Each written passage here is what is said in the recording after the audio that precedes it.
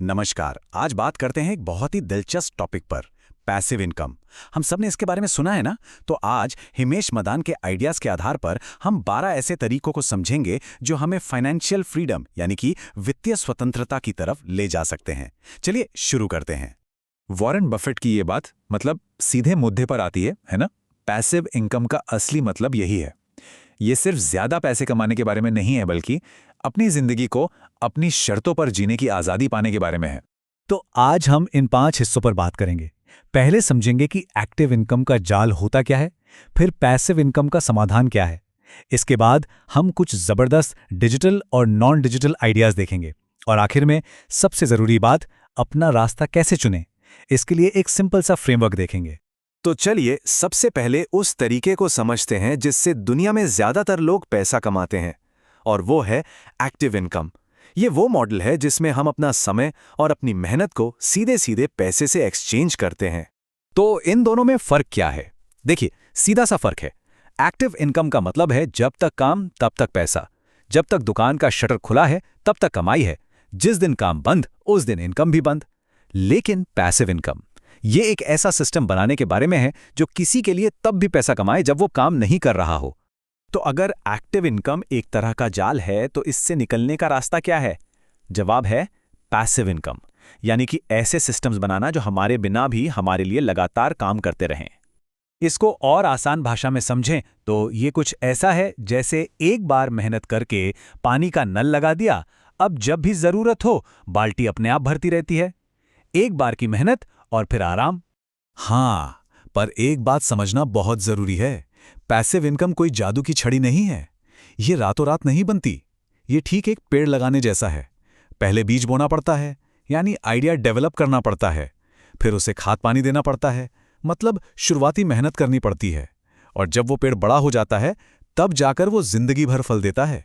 चलिए अब सीधे आइडियाज पर आते हैं। पहले बात करते हैं उन तरीकों की जो आज की डिजिटल दुनिया में मुमकिन है। इनमें पैसे से ज्यादा किसी के स्किल और समय का इन्वेस्टमेंट लगता है। ये वो काम है जहां इंटरनेट की पावर का इस्तेमाल किया जाता है। ये हैं वो 6 जबरदस्त डिजिटल रास्ते। अपना यूट्यूब चैनल शुरू करने से लेकर ब्लॉगिंग, एफिलिएट मार्केटिंग, अपना ऑनलाइन स्टोर खोलना, कोई कोर्स बनाना या फिर अपने फोटो और वीडियो ऑनलाइन बेचना, इन सब में जबरदस्त पोटेंशियल है।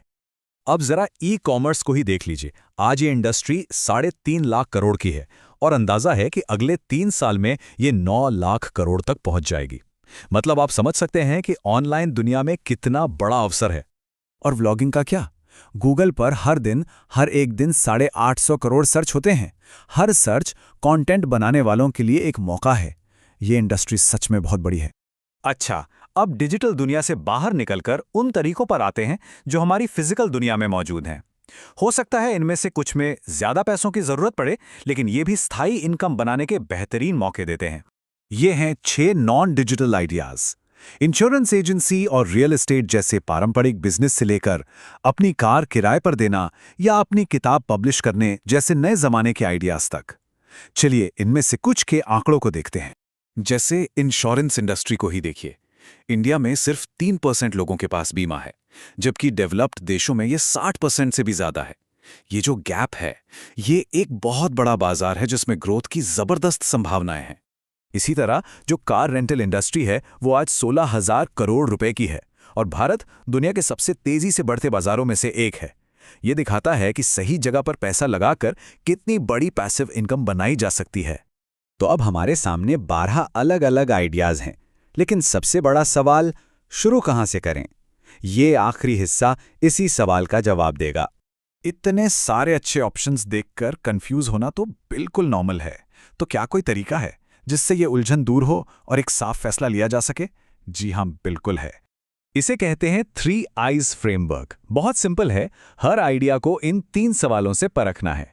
पहला आई है इंटरेस्ट, क्या उस काम में किसी की गहरी दिलचस्पी है? दूसरा आई है इन्वेस्टमेंट, क्या कोई जरूरी समय या पैसा लगाने को तैयार है? और तीसरा आई है इनकम, क्या उस काम से होने वाली कमाई मोटिवेट करती है? जैसे मान लीजिए किसी को लिखने का शौक है तो ब्लॉगिंग में इंटरेस्ट हाँ है, वो समय भी दे सकता है और इनकम भी मोटिवेटिंग लगती है, तो तीनों हाँ हो गए। ये एक अच्छा ऑप्शन है।